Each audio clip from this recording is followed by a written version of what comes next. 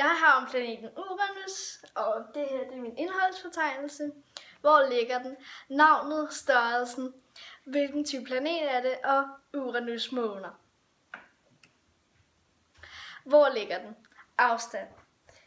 Uranus er den 7. planet i solsystemet. Uranus ligger ca. 2,6 billioner kilometer væk fra Jorden. Uranus' søsterplanet er Neptun, fordi de begge to består af is og er naboer. Uranus er også den første planet, som blev opdaget med teleskop. Selv i forhold til de 6 andre planeter, som man kunne se fra Jorden med det blotte øje. William Herschel.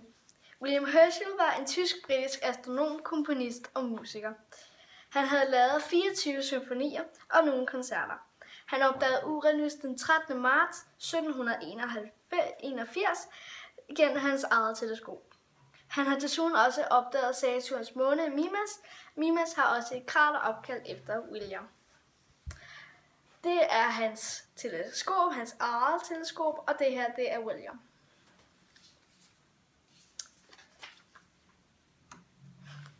Navnet. Græsk gud. Navnet stammer fra den græske gud Uranus. Han spillede med i skabelsesfortælling i orfisisme, hvilket er en gren inden for græsk mytologi.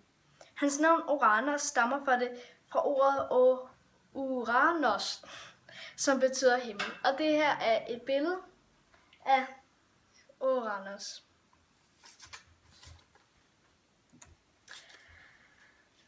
Størrelse, tid og rotation. Det tager 84 år for Uranus i at rulle en hel gang rundt om solen. Og halvdelen af tiden er der komplet mørke på den ene side, mens på den anden side er der komplet sollys. Uranus er også dækket med metan, som er en naturgas. Så hvis du ser Uranus fra et teleskop, vil den være lidt sløret ude i kanterne og ikke så lidt skarp som nogle af de andre planeter. Uranus er også den eneste planet, som ligger i en 98 grader vinkel på sin side og triller rundt om solen. Og man mener måske også, at der kan være en planet, som har stødt ind i Uranus på vej mod deres forskellige pladser, som så har gjort sådan til, at Uranus nu ligger konstant på sin side. En hel dag på Uranus er 17,2 timer, og Uranus' diameter er 51.000 km, hvilket er 4 gange så stort som Jordens. Ja. Hvilken type planet er det? Gasgigant. Uranus er speciel i forhold til de andre gasgiganter, fordi den svær er meget mere rolig end alle de andre gasgiganter. Den er også forskellig i forhold til varme, som ikke kommer indefra, som den f.eks. gør hos Jupiter, Neptun og Saturn. De andre gasplaneter. Det er også derfor, at strukturen ser anderledes ud på Uranus, end hvad de gør på de andre gasplaneter. Da Uranus blev skabt, blev den skubbet ud yderst mod solsystemet af de andre planeter, mens den var på vej mod sin plads. Uranus består af gasser som metan og andre som is. Dens atmosfære består af 82,5% brint, 15,2% helium og 2,3% metan, som sporer andre gas. Det er også indholdet af metan, som giver planetens blågrønne farve. Dens ringe. Første gang man opdagede Uranus' ringe, var da man via et teleskop så den passerer forbi en stjerne.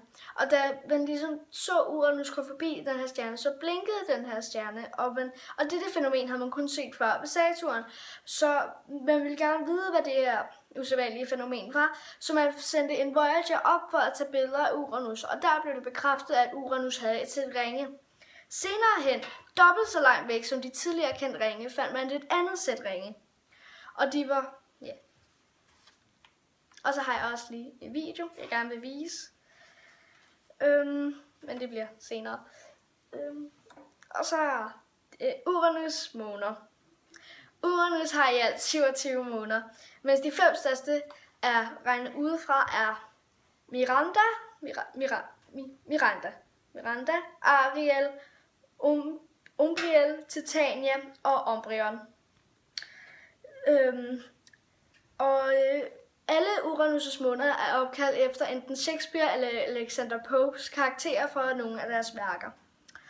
Alle 27 måneder kredser omkring Uranus, og nogle kører hurtigt, altså nogle kredser hurtigere rundt end andre. Så forskere siger, at det kun er et spørgsmål om tid, før 2 af dem vil støde sammen. Forskere siger, at de 2 planeter, som nok højst sandsynligt vil støde ind i hinanden, er Cupid og Belinda. 2 små planeter, som kredser et par millioner, der kredser tæt på hinanden.